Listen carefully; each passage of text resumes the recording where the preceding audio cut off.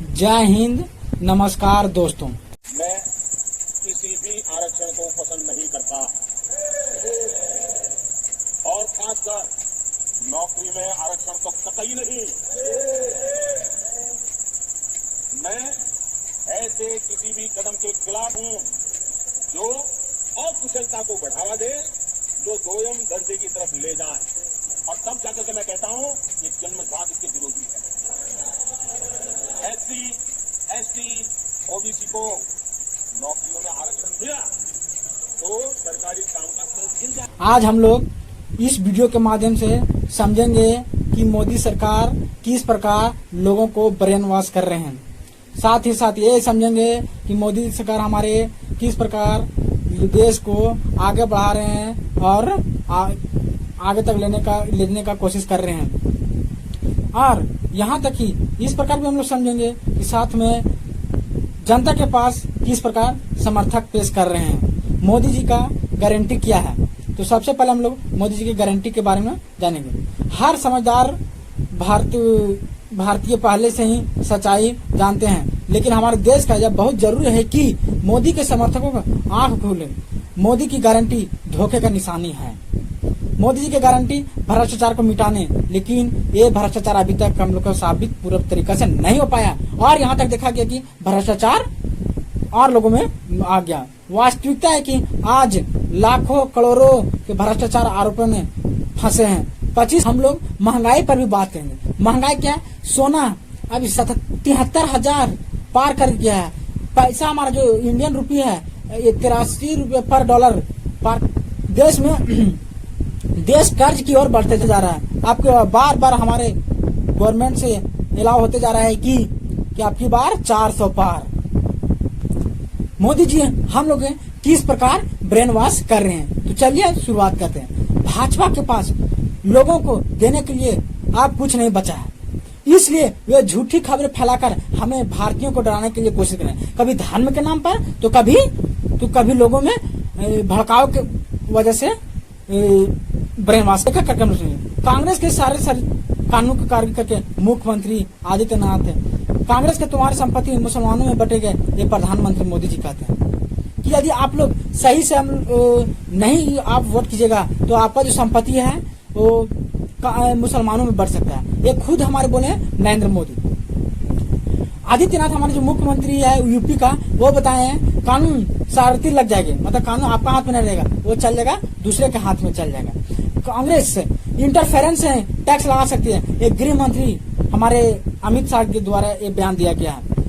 ये सब 100% बातें सत्य बोले अपने आप में। ये 100% अपना आप झूठे भड़काऊ भाषण देकर लोगों में इस तरह कर। भाजपा के बड़े बड़े नेता अब सिर्फ गुमराह या भटकने का कोशिश नहीं कर रहे हैं, वे सीधा सीधी आपसे झूठ बोलने के लिए हर सेक्शन में झूठ बोलकर।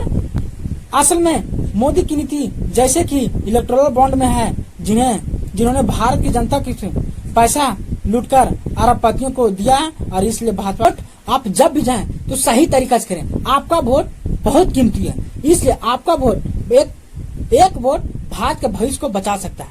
तो चलिए हम लोग समझते हैं। जैसे कि हम देख सकते हैं कि हमारा प्यारा देश भारत तानाशाही बनने की ओर जा रहा है। इसको हम लोग किस प्रकार रोकने का तरीका समझ सकते हैं। पहला हम लोग देखिए, मीडिया का अंतिम संस्कार हो जाएगा, अर्थात मीडिया का बिक चुका है। मणिपुर जल रहा है।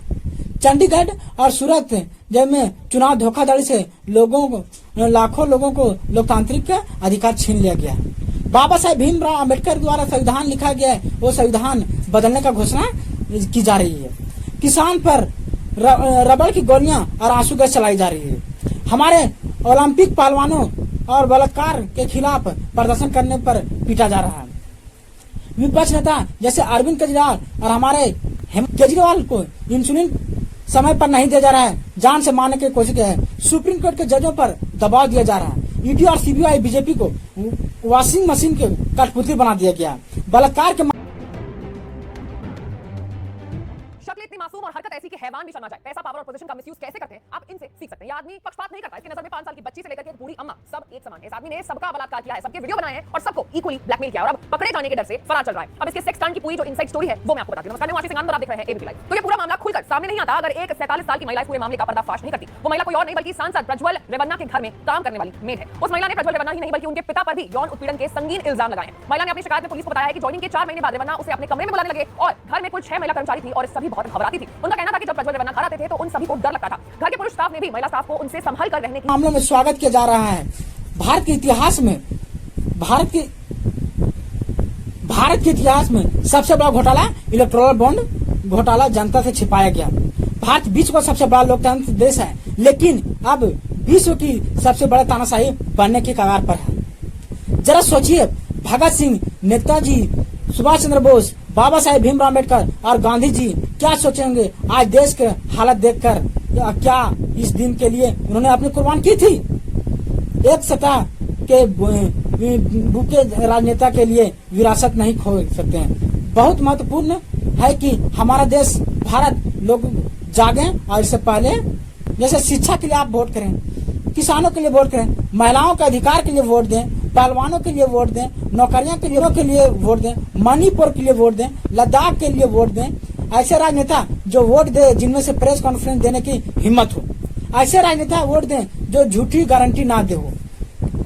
ऐसे राजनेता वोट दें जो पढ़ा लिखा और विनम्र हो। और सबसे महत्वपूर्ण है कि लोकतंत्र को वोट दें और इंडिया के लिए वोट दें। याद रखें, अगर भारत पूरी तरह से तानाशाही बन जाती है तो आपकी आवाज सुनिए क्या क्या होगा। आपका आवाज हमेशा के लिए दब है। सोशल मीडिया पूरी तरह से सरकार के नियंत्रण में होगा। किसी भी मुद्दे पर कभी भी प्रदर्शन अनुमति नहीं दिया जाएगा। क्या आप खाते हैं, क्या पहनते हैं, क्या देखते हैं, सब सरकार द्वारा नियंत्रित की जाएगी। जो सूरत और चंडीगढ़ में हुआ है आज वो पूरे हिंदुस्तान पर लागू होने जा रहा है। एक राष्ट्र शून्य, मोदी जी बोलते हैं 1 नेशन 1 कार्ड, लेकिन इसका उल्टा यहाँ हो जाएगा 1 नेशन 0 इलेक्शन होगा। जो कोई भी अपना आवाज उठाएगा उसे जेल में डाल दिया जाएगा। भारत उत्तर कोरिया की ओर बनते जा रहा है।